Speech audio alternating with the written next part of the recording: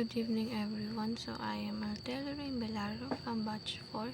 So yung topic po ni Pastor Russell today or ang nakalagay po na title dun sa kanyang YouTube channel ano ang kahulugan ng ipinanganak sa espiritu.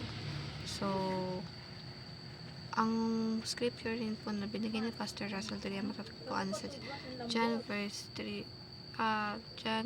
verse 8 at in-explain po din ni Pastor Russell yung pagkakaroon po or in-explain niya doon yung paano nga ba tayo ulit parang kasi para sa akin ang pagkakaintindi ko is pagkakaroon ng reincarnation kasi sabi daw ni Pastor Russell usually ang tao ang akala natin na nanonood na raw tayo parang usually daw parang majority of us parang naiisip na yung kaligtasan ay parang isang nanonood na tao tas like totally ito na lang daw yung nakikita tapos parang 5 seconds na lang ay mawawalan ka na ng hininga saka may isang tao na parang hihila sa kamay mo upang iligtas ka. So ganun daw po yung basic na alam ng tao na parang way na yun ng kaligtasan pero daw sa Bible hindi raw ganun. So sa Bible daw we are totally unable to respond. So kaya nung sabi doon na totally patay na raw tayo, wala raw tayong kakayahan para mabuhay ulit or mabigyan ng kahit 5 seconds para lang maligtas. We are totally dead sa paningin ng Panginoon. So that's why doon nagkakaroon ng resurrection, no? Kasi kung hindi ibinigay ng Panginoon si Jesucristo sa atin ay for sure tayo ay patay at nagsasuffer na rin sa alam natin na kung saan tayo nagsasuffer dapat ngayon.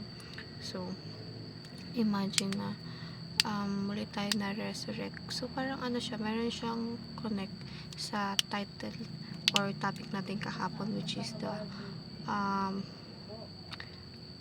kung religion ba ang born again. So i-connect siya sa water baptism. So pag na-baptize ka na, gaya nga nasabi ko is parang new life ka na, nagbago ka na. So parang na-connect siya sa kahulugan ng pagpapanganak sa espiritu.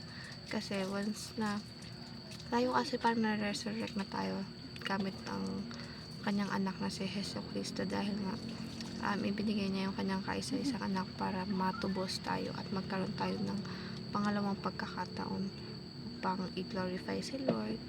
So nagkaroon tayo ulit ng another way para bumawi or like bigyan tayo ng Panginoon ng pangalawang pagkakataon upang itama natin yung mga bagay na naging mali noong unang panahon.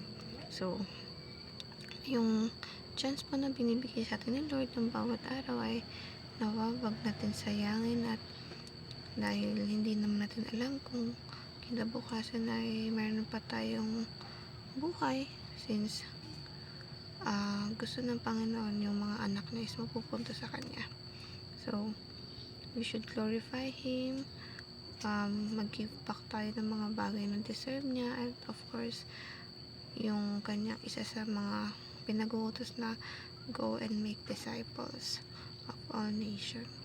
So yung simpleng pag-share o pag-share ng salita ng Panginoon ay malaking bagay na para sa ating Panginoong Diyos. So thank you for watching and listening po. God bless.